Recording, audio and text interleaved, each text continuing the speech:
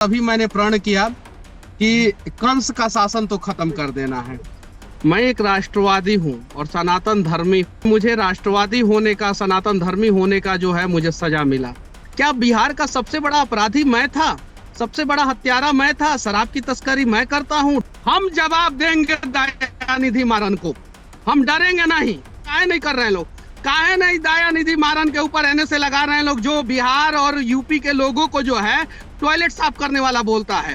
कंस के पार्टी में नहीं जाऊंगा, बस इतना जान जाइए। आप लोग पता कीजिए कि बिहार में कंस कौन है। मनीष कश्यप 9 महीने के बाद जेल से बाहर आ गए। जेल से निकले 2 ही दिन हुए और मनीष अपने बगावती तेवर में फिर से दिखने लगे। उन्होंने अपने YouTube चैनल पर एक वीडियो पोस्ट किया है। वीडियो में मनीष कह रहे हैं बिहार का डीएनए शेर का डीएनए। इतना ही नहीं, मनीष ने इसके अलावा कई और मुद्दों पर भी बात की। बिहार तक की रिपोर्टर ऋचा शर्मा ने मनीष से बात की। मनीष ने बताया कि आखिर उन पर एनएसए क्यों लगा, जब वो पूरी तरह टूट गए थे तो कैसे उनकी मां ने उन्हें संभाला। साथ ही उन्होंने डीएम के नेता के यूपी बिहार वाले बयान पर भी जवाब दिया है। सबसे पहले सुनिए कि मनीष ने खुद पर एनएसए लगने के पीछे क्या कुछ वजह बताई। मेरी माँ जो है वो रोती थी, ये बात सत्य है। लेकिन इतना मुझे एहसास था कि मेरी माँ रोए, मेरे पिताजी रोए, मेरे भाई भाई रोए, लेकिन वो लोग रोएंगे लेकिन मुझे टूटने नहीं देंगे। और मेरी माँ ने मुझे टूटने नहीं दिया। मेरी माँ ने मुझे संभाल लिया, मेरी माँ ने मुझे बचा लिया, और मेरी माँ ने जो है मुझे सलाखों के बाहर निकाल दिया।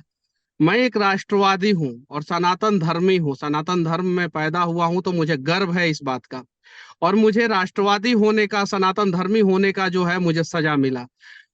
रिचा, मैं आपको बता देना चाहता हूँ कि मैंने 5,000 वीडियो बनाया है। यूट्यूब पे मेरा वीडियो है, आप जाके देख सकते हैं। और बिहार के लोग भी देख सकते हैं, देश के लोग भी देख सकते हैं। जो लोग बोलते हैं कि मैं भाजपाई माइंडेड हूँ, भाजपाई माइंडेड हूँ, मैं उत्तर प्रदेश में जाके योगी आदित्यनाथ जी से मैंने सवाल किया। मैं गुजरात में मोरबी पुल गिरा तो मैंने सवाल किया।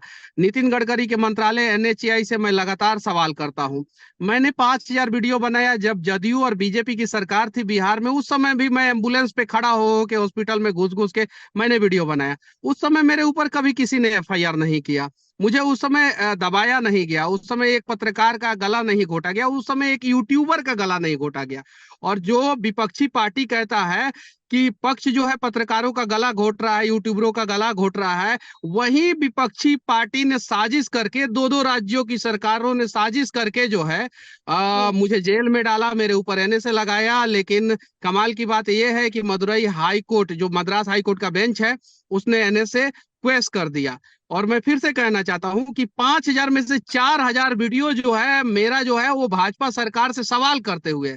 लेकिन मुझे सजा मिला तो सिर्फ और सिर्फ ये तिलक के वजह से मुझे सजा मिला। तो ये राष्ट्रवादी होने के वजह से मुझे सजा मिला। तो सिर्फ और सिर्फ एक फौजी का बेटा होने के वजह से मुझे सजा मिला। तो सिर्फ और सिर्फ जो है सनातन धर्मी के वजह से मुझे सजा मिला। तो सिर्फ और सिर्फ राष्ट्रवादी होने की वजह से, वरना एनएसए मेरे ऊपर। मनीष आगे कहते हैं कि क्या बिहार का सबसे बड़ा अपराधी मैं था, क्या सबसे बड़ा हत्यारा मैं था। मनीष कहते हैं उन पर एनएसए क्यों नहीं लगता, जो बिहार में पुल गिराते हैं, जो टावर चोरी करते हैं, जो स्कूल चोरी करते हैं।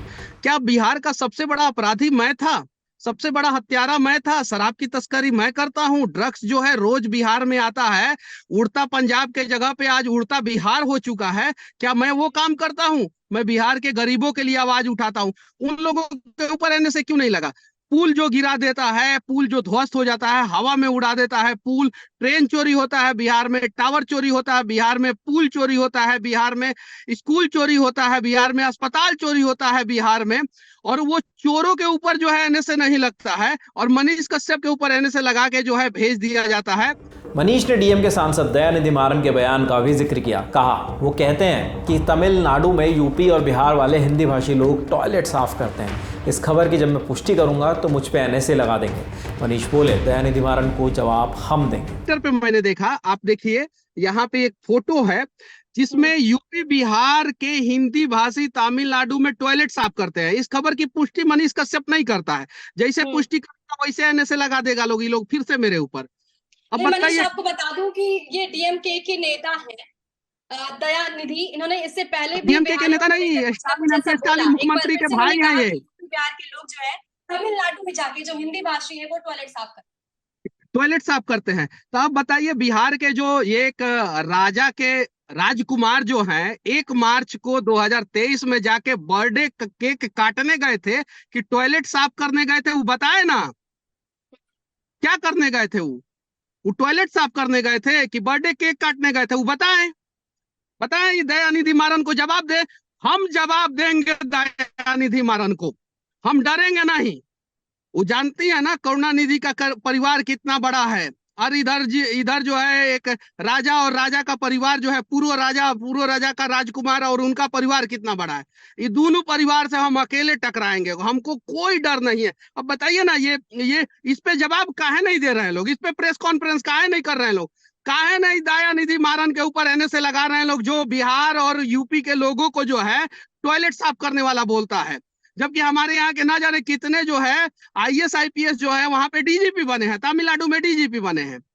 अब बताइए, वो राजकुमार से आप लोग सवाल पूछिए, वो राजकुमार के मुंह में माइक डालिए और पूछिए कि ये राजकुमार जी बताइए, आप टॉयलेट साफ करने गए थे 1 मार्च को वहां पे तमिलनाडु में, क्या करने गए थे?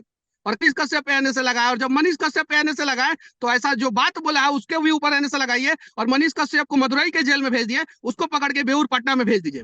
मनीष से पूछा गया कि अगर किसी पार्टी से ऑफर आया तो आप चुनाव लड़ेंगे? इस पर मनीष ने कहा, मैं कंस की पार्टी से चुनाव नहीं लड़ूंगा। कंस के पार्टी में नहीं जाऊंगा, बस इतना जान जाइए।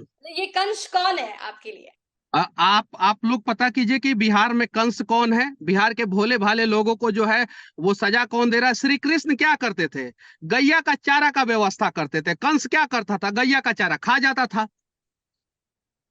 गाय का चारा खा जाता था, और श्री कृष्ण गाय के चारे का व्यवस्था करते थे। तो हम लोग श्री कृष्ण के वंशज हैं, हम लोग श्री कृष्ण के वंशज हैं, हम लोग श्री कृष्ण के रास्ते पे चलने वाले लोग हैं। हम लोग जो है उनके दिखाए हुए रास्ते पे चलेंगे। हम लोग जो है बिहार के निर्दोष भोले भाले लोगों को जो है इंसाफ दिलाएंगे, और जो कंस है उनका हक मारेगा।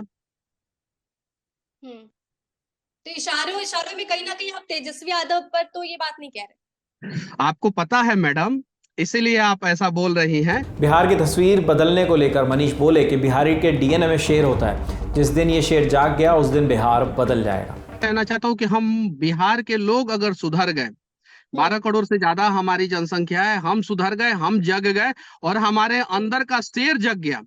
बिहारी के डीएनए के ऊपर बहुत सारा चर्चा होता है, तो बिहारी के डीएनए में शेर होता है, शेर का डीएनए जो है बिहारी का डीएनए होता है। तो ये अंदर का जिस दिन शेर जग जाएगा उस दिन हमारा बिहार बदल जाएगा। अपनी माँ के संघर्ष को याद करते हुए मनीष कहते हैं कि मैं इस देश की हर एक सरकार से कहता हूँ कि किसी की माँ को परेशान ना करें। मैं इस देश का हर एक सिस्टम से कहूंगा, हर एक सरकार से कहूंगा कि किसी भी माँ को जो है ना परेशान मत करो। अगर उसका बेटा सही है ना तो किसी भी माँ के आंख से आंसू नहीं आना चाहिए, किसी भी माँ के आंख से आंसू नहीं आना चाहिए। अगर उसका बेटा गलत है तो उसे सजा दो, और जितना गलती किया है उतना ही सजा दो। अगर सरकार के और सिस्टम के नजर में लगता है कि मनीष कश्यप ने गलती किया था, झूठ बोला था, तो मुझे झूठ बोलने का सजा सरकार को देना चाहिए था।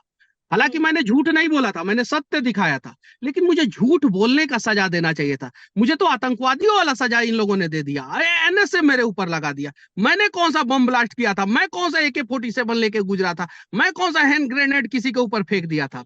तो मैं बस, अगर आप दूसरे किसी की माँ को रुलाते हैं तो एक दिन आपको भी रोना पड़ेगा। मनीष कुछ दिन पहले ही जेल से रिहा हुए हैं। उसके बाद रिहा होने के बाद उन्होंने सड़क पर एक रोड शो निकाला। रोड शो में काफ़ी भीड़ नज़र आई और वहाँ पर उन्होंने अपने मंसूबों को भी थोड़ी थोड़ी हवा दी। लोगों ने पूछा कि आप कहाँ जाएंगे, तो उन्होंने कहा इस पर फैसला बाद में होगा। उनसे पूछा गया कि क्या चुनाव लड़ेंगे, उन्होंने इस पर भी गोलमोल जवाब दिया। खैर, मनीष कश्यप से जुड़े इस वीडियो पर आपकी क्या राय है, मनीष कश्यप पर आपकी क्या राय है, हमें कमेंट बॉक्स में ज़रूर बताएं। स्टोरी के लिए तमाम जानकारी जुटाई हमारे साथी रजत पांडे ने। देश और दुनिया की बाकी खबरों के लिए देखते रहिए दी लल्लन टॉप। शुक्रिया।